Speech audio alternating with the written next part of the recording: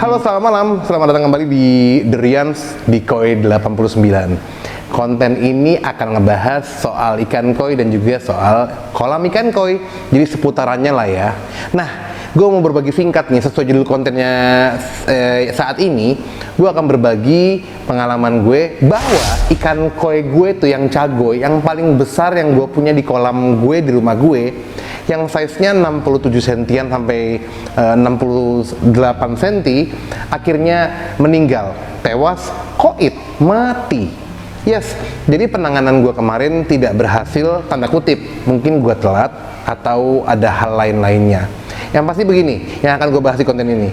Gue akan ngebahas satu, apakah benar mitos bahwa ikan koi yang female itu cenderung kalau dia lagi gendong telur atau hamil ya, itu kalau nggak dikeluarin telurnya bisa mengakibatkan kematian pada ikan koi female yang sedang gendong telur. Atau yang kedua nih, apakah itu cuma mitos? Jadi sebenarnya kalau ikan koi itu gendong telur nggak keluar-keluar nggak apa-apa, tapi yang pasti ada penyebab lainnya, yaitu penyakit. Nah, gue akan ngebahas di konten gue ini. Yang pertama, kalau lu punya ikan koi female lagi gendong telur, cara ngeluarinnya gimana ya? Selain dikawinin, ada.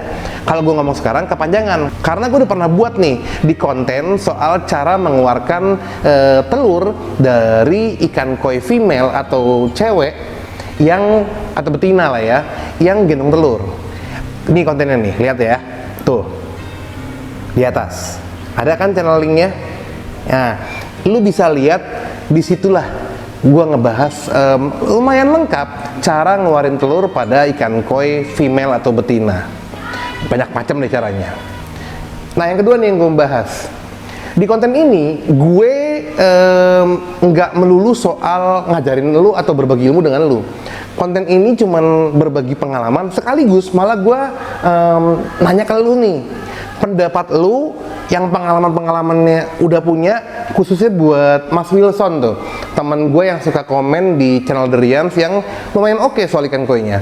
Menurut lu nih, ikan koi gue ini yang meninggal nih, yang ini nih, kita lihat. Nih, sore ini ikan cago yang kemarin gue obatin, yang sisiknya lepas, lalu agak melenting-melenting kayak ada borok, gue obatin di konten gue sebelumnya. Nah, ini gue temuin mati.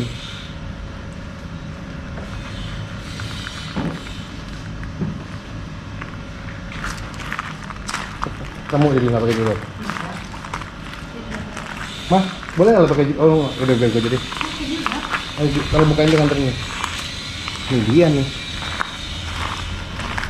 Mati deh. Ikan terbesar gue di kolam nih. Tuh. Hancur bodinya.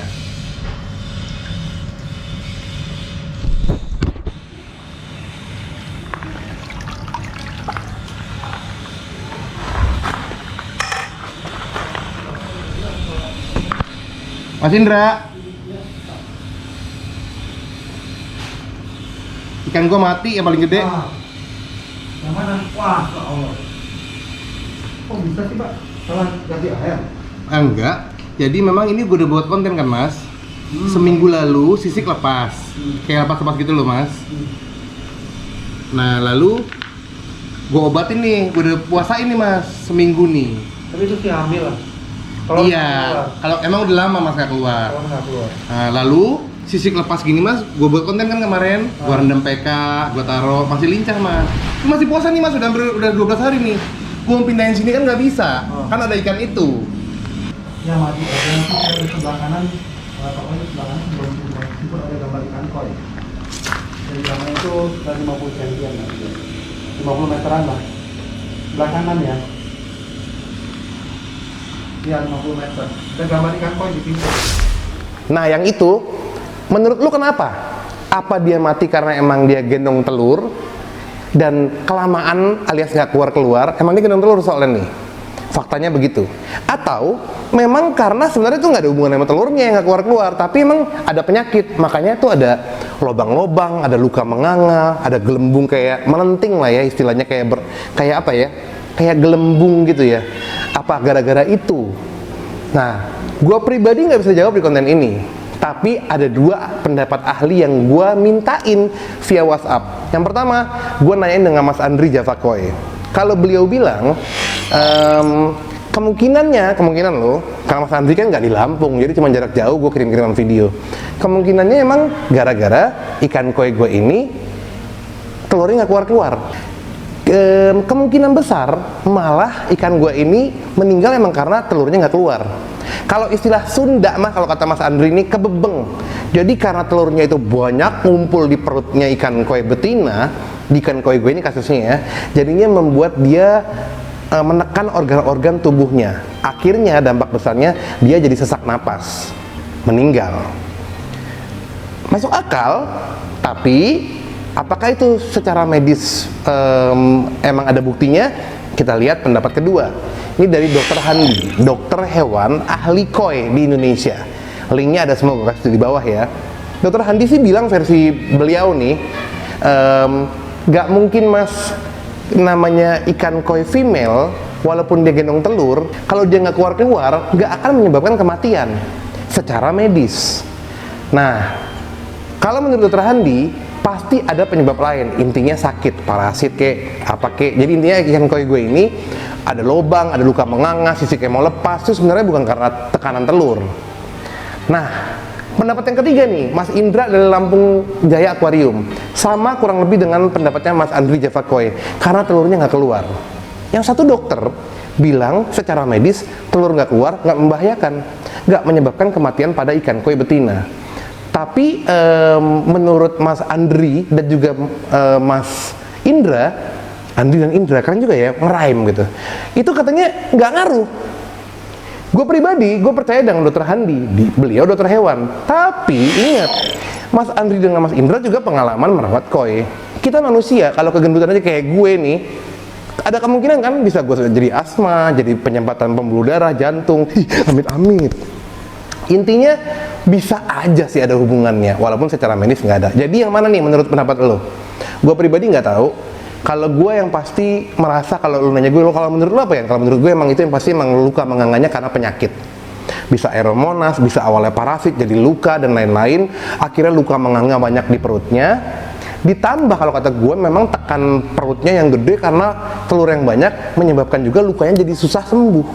Jadi dua gejala yang menyebabkan ikan koi gue ini mati. Nah, pendapat lu gimana nih? Gue tungguin dong termasuk Mas Wilson sekali lagi. Kenapa ikan gue bisa mati? Jadi konten kali ini gue cuma berbagi pendapat-pendapat orang-orang ahli soal ikan koi, termasuk pendapat gue pribadi. Tapi gue juga nanyain dan nungguin pendapat lo nih. Pendapat lo apaan? Kabarin gue ya. Tulis di kolom komen bawah. Kalau emang punya pendapat, punya pengalaman, punya tebakan gue sih beginian. Kenapa ikan koi lo mati? Karena gue nggak mau nih kejadian ini berulang lagi di kolam gue. Gue nggak mau dong besok-besok kalau ikan-ikan koi gue lagi yang gede-gede ini mati lagi awalnya karena luka-luka begini dan gue nggak bisa nyembuhinnya. Gue udah rendam PK gagal, gue kasih obat luka stop gagal juga nih. Teman-teman ayo dong, biar juga teman-teman nggak jadi juga kayak gue. Biasa, Riang kan ajang percobaan, lo pade, gue yang bego, lo yang pinter.